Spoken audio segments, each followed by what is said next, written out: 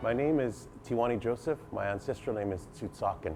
My birthday was February 5th, 1972, and I was born at Lionsgate Hospital in North Vancouver. My nickname in lacrosse was just the letter T.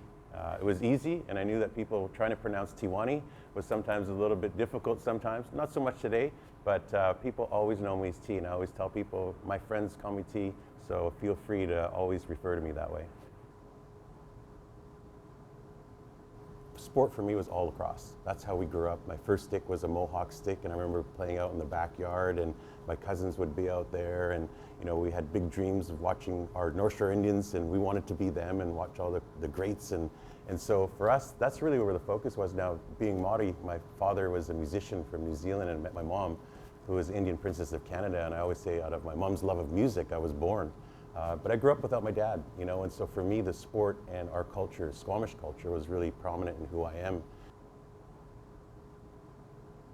My great-grandfather was Andy Paul. He was the coach of the 1936 North Shore Indians. And we had Uncle Bunny, Stan Joseph Sr., and also cousins Ray Baker and Henry Hawkeye Breaker. And for us, we grew up hearing stories about them. And I used to see Stan, actually, when I was a young boy, running around the lacrosse box and training, getting ready for whatever he was getting ready for. I just remember seeing him. To me, it stuck in my mind that, if you want to play the game, you have to put in the time to be able to do it, but respect the game.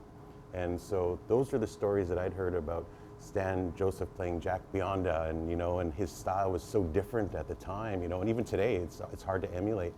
And so these would be the stories that we heard, and for my great-grandfather, he was not only involved in lacrosse, but in politics and fighting for our rights as peoples, but at the same time, he was very inclusive. He wanted us to be a part of Canada and the fabric, and that's really the North Shore Indians that I remember.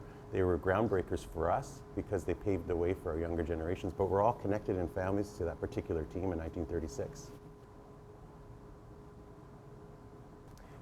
Andy, being my great-grandfather, I heard the stories of what he used to do, and there used to be the Forum in Vancouver where lacrosse was played, and he was coaching, and my grandmother used to paint lacrosse balls white, and I heard stories not just from my family, but from people that weren't from our community that used to go to those games. Some elders that used to go and be there and feel the energy, and lacrosse was a big thing, and so for Andy, bringing that kind of exposure, but also what I believe that he stood for was having a vision. And when you have that vision, those objectives to do something, people will come along with you.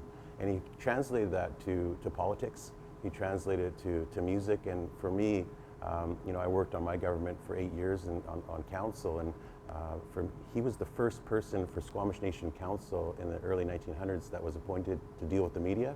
And lo and behold, later as a young fella, for me in the late 90s, I was in charge of the communications for our nation, and I've been lucky enough to know that what was possible, start a band, but it's a rock band instead of an orchestra. And I think that what Andy stood for was what's possible. If you really wanted to do something, you can go and take those values from lacrosse, I believe, and pass them on to anything in sport, but also in politics or business.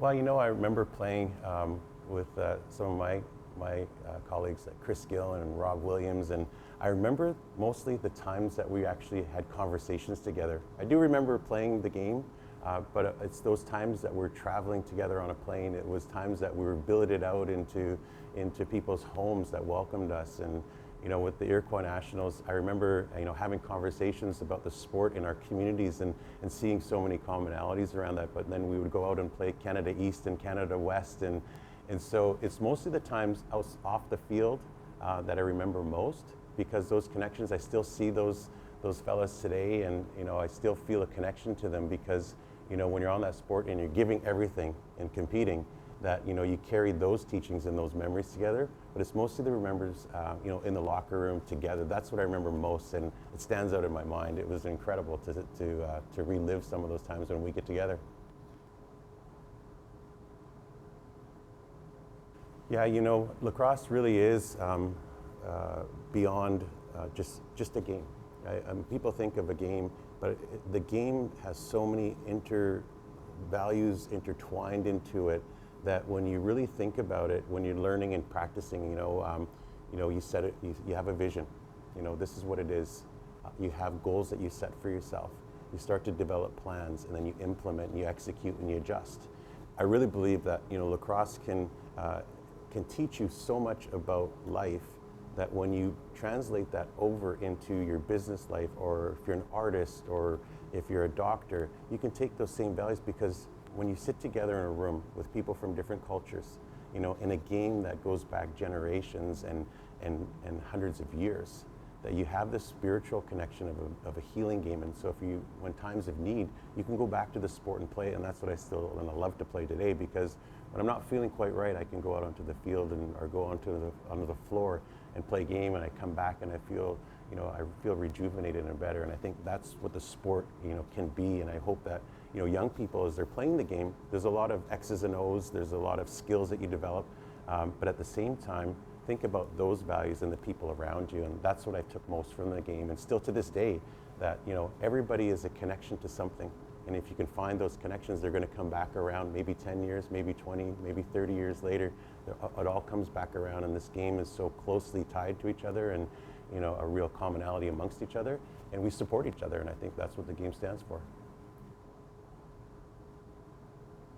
What stands out of all the years that I've ever played, I remember watching my uncles and cousins play lacrosse, and they had their own sticks while they were playing out in the yard in Capilano Reserve.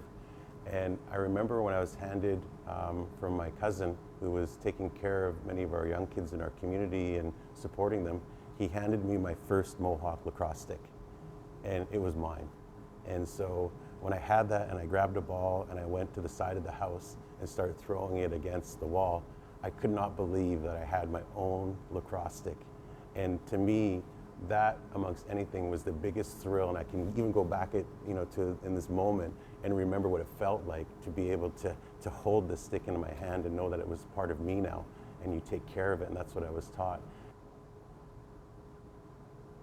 The one thing about the game that I wish that I had done more of is actually Senior B to us growing up in the Squamish Nation was it. Like it was, we saw our families all playing Senior B lacrosse, and when you look across the country, when you look into Six Nations at that time, or Akwesasne or Ganawagi or Tyendinaga, Senior B was really big because we had some of their players come play with our players, with our Squamish. Some of our Squamish players go play, back east.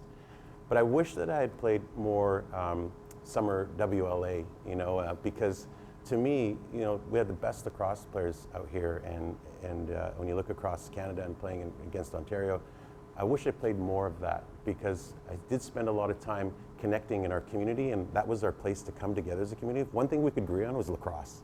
So although I did play enough that I enjoyed playing in the playoffs and those kinds of things, I think that's one thing to go back that when I teach my kids is that, go play, because when you can play here, you can play there, you can always come home. And I think that's, for me at the time, was we were trying to keep that connection to our culture alive, which I love. But at the same time, we need more of our kids to get outside of our community and go play not only WLA or NLL, play university. And I think that's part of now, the responsibility that I would have to carry on to my kids to say, go do it.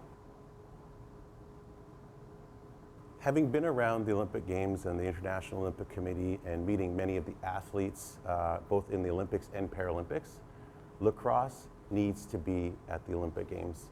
And I do believe that the athletes that we have that can share this beautiful game in the Olympics with the world, I think people will come to understand that, when you talk about the game of lacrosse, it has this connection that goes back so many years and so many generations, that the more people see it, the more they'll feel excited about it, and the more that our players that play the game are going to be able to ascend to a world level. And I believe that's where lacrosse is going, and that's where it should be, and that's where we will be in the next 10 years.